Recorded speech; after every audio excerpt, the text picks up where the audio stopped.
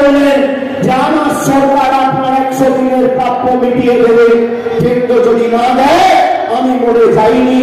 ফেব্রুয়ারি মাসে এই জেলার 6.5 লক্ষ 100 দিনের শ্রমিকের ব্যাংক অ্যাকাউন্টে ডাইরেক্ট ব্যাংক ট্রান্সফার করে আমাদের সরকার টাকা পৌঁছে দিয়েছে। এই দক্ষিণ 24 পরগনা জেলায় প্রায় 21 লক্ষ মায়েদের আমাদের সরকার লক্ষ্মীর ভান্ডার দিচ্ছে প্রতি মাসে। এই দক্ষিণ 24 পরগনা জেলায় প্রায় 83 লক্ষ মায়েদের ভাইদের ব্যক্তিদের আমাদের সরকার প্রতি মাসে বিনামূল্যে রেশন দিচ্ছে। তোমাদের দ্বারা দাক্ষিণ্যে আমরা বেঁচে নেই। অনেক চেষ্টা করেছো বাংলা দখল করার। 2014 সালে মোদীজি এসে হুঙ্কার দিয়েছিল যে বাংলার জন্য আমি কাজ করব, আমাকে সমর্থন করুন, আচ্ছে দিন আসবে। আজকে আচ্ছে দিনের নমুনা কি? 10 বছর আগে একটা রান্নার গ্যাসের সিলিন্ডারের দাম ছিল 400 টাকা, আজকে সেই রান্নার গ্যাসের একটা সিলিন্ডারের দাম 1000 টাকা। 10 বছর আগে একটা ডিম বাজারে আপনি কিনতে যেতেন, একটা ডিমের দাম ছিল 2.5 টাকা। 10 বছর পরে আজকে বাজারে একটা ডিমের মূল্য 7 টাকা। 10 বছর আগে 1 কিলো চা পাতা কিনতে যেতেন, 1 কিলো চা পাতার দাম ছিল 100 টাকা, আজকে 1 কিলো চা পাতার দাম 280 টাকা কেজি। 10 বছর আগে সরষের তেলের দাম ছিল 50 টাকা লিটার, 10 বছর পরে আজকে সেই সরষের তেলের দাম 160 টাকা লিটার। 10 বছর আগে 1 লিটার দুধের দাম ছিল 20 টাকা, 10 বছর পর আজকে 2024 1 কিলো দুধের 1 লিটার দুধের দাম প্রায় 55 টাকা। জীবনদায়ী ওষুধ, যে ওষুধের দাম ছিল 150 টাকা, সে ওষুধের দাম বেড়ে আজকে হয়েছে 1200 টাকা, 1500 টাকা। গরিব মানুষ রান্নায় জিরে ব্যবহার করে, এই জিরের উপর মোদী সরকার জিএসটি বসিয়েছে 18%। আর বড়লোকদের বাড়িতে হিরে থাকে, এই হিরের উপর মোদী সরকার জিএসটি বসিয়েছে 0। এই হচ্ছে নরেন্দ্র মোদীর গরিব দর্দী সরকারের উদাহরণ। আপনি আমাকে দেখান 3 বছরে একটা চিঠি 100 দিনের কাজের জন্য বা আবাসের জন্য এখানকার বিধায়ক লিখেছে। আপনি দেখান দিল্লিতে গিয়ে একবার দরবার করেছে, একবার জনসমক্ষে বলেছে মানুষের বাড়ির টাকা মোদী আটকে রেখেছে, ঠিক করেনি। একবার জনসমক্ষে বলেছে যে গরিব মানুষের 100 দিনের টাকা মোদী আটকে রেখেছে, ঠিক করেনি। উনি আক্রমণ করেছেন কাকে? মমতা বন্দ্যোপাধ্যায়কে।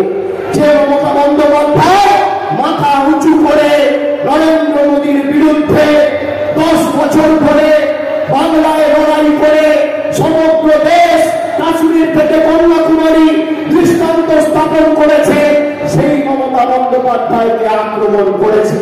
গতকাল হাইকোর্টের অর্ডারে আজকে সংখ্যালঘু ভাইদের সাথে একাধিক তপশিলীদের ওবিসি রিজার্ভেশন হাইকোর্ট কেড়ে নিয়েছে।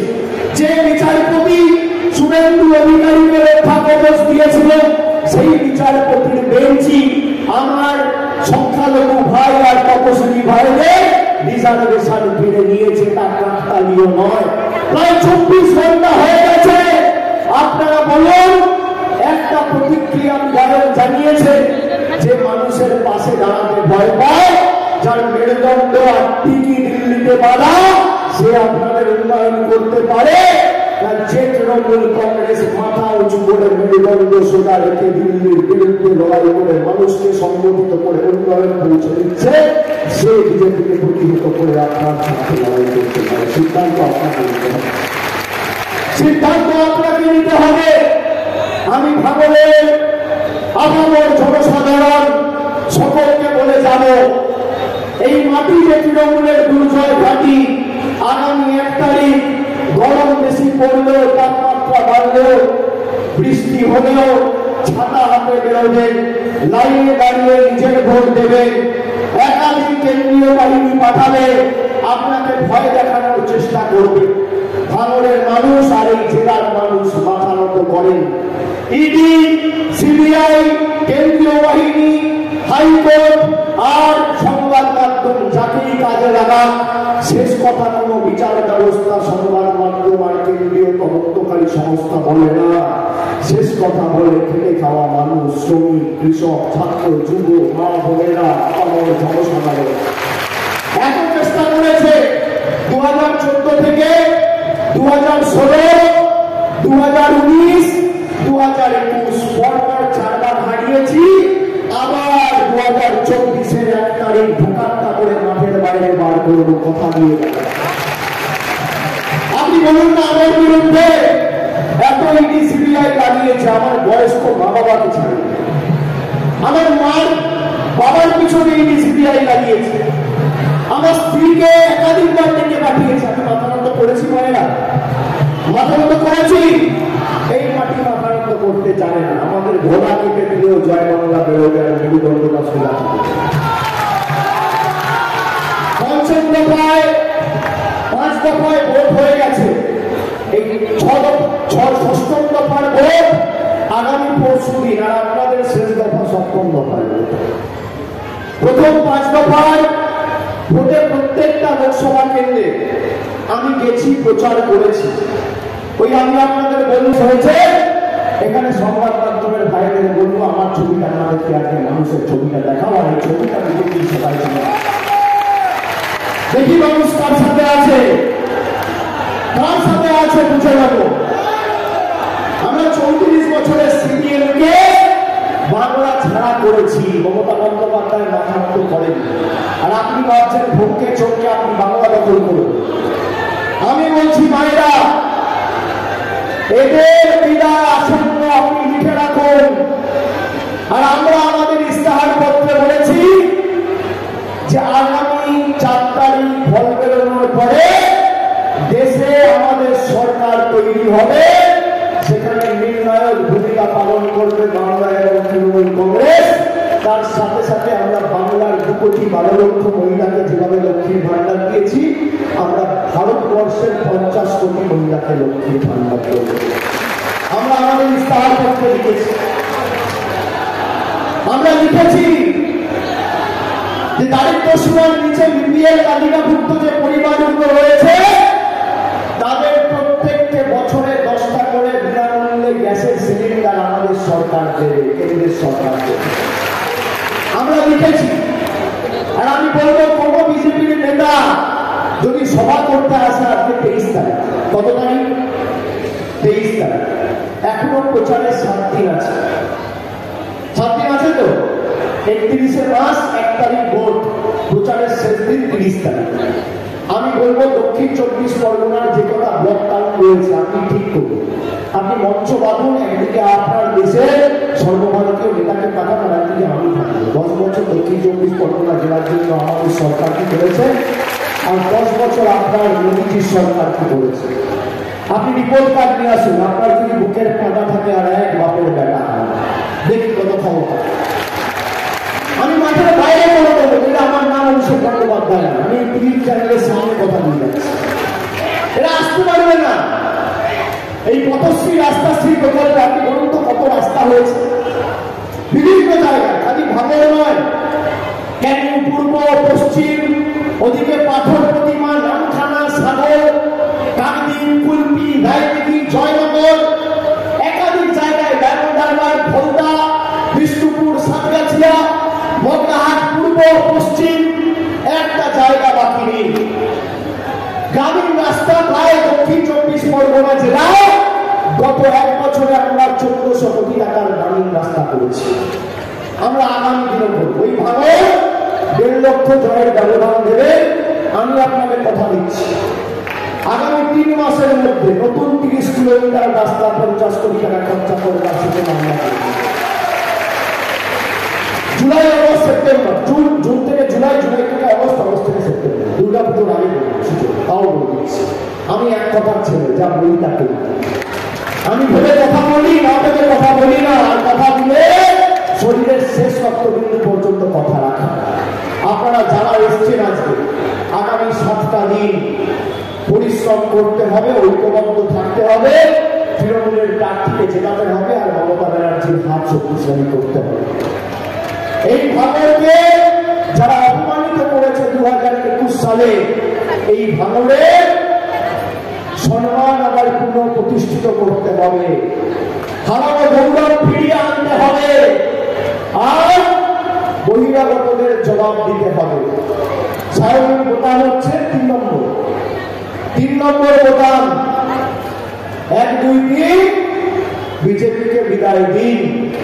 1, 2, 3 বহিরাগতদের তাড়িয়ে দিন। 1, 2, 3 গণতান্ত্রিক ভাবে বাংলা বিরোধীদের কবর দিন। 1, 2, 3 তৃণমূলকে জিতিয়ে দিন। আমার আপনার সবার প্রার্থী। আর সায়ন এখানকার মেয়ে, ওর বাড়ি হচ্ছে যাদবপুর লোকসভার অন্তর্গত। ও যাদবপুরে জন্মেছে, থেকেছে, বড় হয়েছে। আমরা এমন একজন প্রতিনিধি আপনার কাছে পাঠাচ্ছি যে মাথা নিচু করে আগামী 5 বছর আপনাদের জন্য কাজ করবে। আর সায়নী যদি সংসদে যায় প্রতিনিধি হয়ে, আমরা যেভাবে লড়াই করেছি আমি কথা দিতে পারি তৃণমূলের প্রথম সারিতে থেকেও নরেন্দ্র মোদীর বিরুদ্ধে, যদিও এদের সরকার ক্ষমতায় আসবে না। আর যদি আসে, লেজে কবরে করার জন্য দক্ষিণ 24 পরগনায় যথেষ্ট। আমরা আছি তো। ওদিকে প্রতিভা মন্ডল, তারপর যুব সমাজের প্রতিনিধি বাপি হালদার, ডায়মন্ড হারবারের অভিষেক ব্যানার্জি, আর এদিকে সায়নী। 4 জন যথেষ্ট। বুঝে নেবো, আর কাউকে লাগবে না। আমি আপনাদের বলছি, 3 নম্বর বোতামটিকে জোড়া ফুলের প্রার্থী, আমাদের সকলের প্রার্থী, বাংলার প্রার্থী, যাদবপুরের প্রার্থীকে সকাল সকাল ভোট দিয়ে বিপুল ভোটে জয়যুক্ত করবে। আর 4 তারিখ যখন ভোট বাক্স খুলবে, তখন পদ্ম ফুলের নেতারা আর বাংলার প্রতি যারা বিতাড়িত করেছে বেঈমানরা তাদের চোখে সর্ষে ফুল দেখে, সেটা সুনিশ্চিত করবে। করবেন তো? বিসর্জন হবে তো? কি হবে কি হবে না? হবে তো? আমি 21শে জুলাইয়ের আগে, এটা মে মাস, পরে জুন, তারপর জুলাই, 21শে জুলাইয়ের আগে আমার ভাঙনে আসবো। আমি নবজোয়ারে এসেছিলাম, আমি কথা দিই, আমি আসবো। কিন্তু আপনাদের ঐক্যবদ্ধ থেকে জবাব দিতে হবে। 1.5 লক্ষের ব্যবধান, 1,11,000-এর ব্যবধান ছিল 2019 সালে, সেটাকে টপকাতে হবে। হবে তো? হবে তো? 3 নম্বরে বোতামটা টেপা মানে মাথায় রাখবে, যে আওয়াজটা হবে নরেন্দ্র মোদী ওখান থেকে দিল্লির গদিটা চেয়ারের পায়াগুলো খুলে খুলে পড়বে। আমরা 3 নম্বর বোতামটা দিতে কেউ আটকাতে পারবে না। একমাত্র লড়াই করছে তৃণমূল কংগ্রেস, আর তাই তৃণমূল কংগ্রেসকে ধমকানো চমকানো। আমরা আপনাদের কথা দিয়ে যাচ্ছি মায়েরা, আমাদের জীবন গেলে যাবে, প্রাণ গেলে যাবে, মানুষের সাথে বেইমানি করতে আমরা করবো না, কোনদিন মাথা মতো করবো না। আমার মা বাবাকে ডেকেছে, মাথা মতো করিনি। করেছি করেছি করেছি, কোনদিন মাথা মতো করিনি। এই মাটি স্বাধীনতা সংগ্রামীদের, স্বাধীনতা আন্দোলন, নবজাগরণের মাটি। এই মাটি বীর বিপ্লবীদের মাটি। এরা ভাবছে গুজরাট আর বাংলা এক। কখনো রবীন্দ্রনাথ ঠাকুরকে অপমান, কখনো ঈশ্বরচন্দ্র বিদ্যাসাগরকে অপমান, কখনো রামমোহন রায়কে অপমান, কখনো স্বামী বিবেকানন্দকে অপমান। আমি বাংলা বিরোধীদের খালি বলবো যে আপনারা মাথায় রাখবেন, স্বামী বিবেকানন্দ না থাকলে বিশ্ব ধর্ম সম্মেলনে দেশের নাম উজ্জ্বল করার মতো একজন মনীষী আপনারা পেতেন না।